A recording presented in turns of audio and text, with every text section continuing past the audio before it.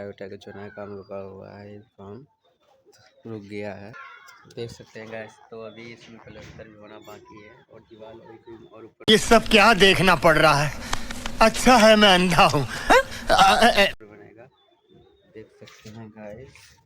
तो इसका अभी फिलहाल काम रोक दिया गया है गाइस। तो देख सकते हैं ये चुनाव हो रखा है, इस पर प्लास्टर भी होगा।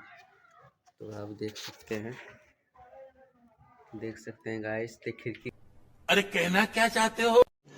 तो रुको जरा सबर। के लिए भी ये भी हट जाएगा, खिड़की लगेगी। ये सिंपल में दिया गया है। तो गाइस देख सकते हैं, और इधर प्लास्टर हो रखा है गाइस।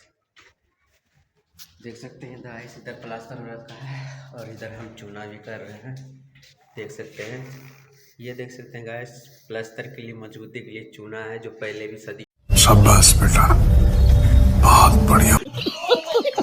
सदियों से चला आ रहा है। तो आप देख सकते हैं गाइस, तो चूना हो रखा है चारों तरफ। और ऊपर हम क्यों नहीं किए चूना, इसका मतलब है कि हमारे पास जीना नहीं है। तो जीना जब आएगा तो हम ऊपर भी करेंगे।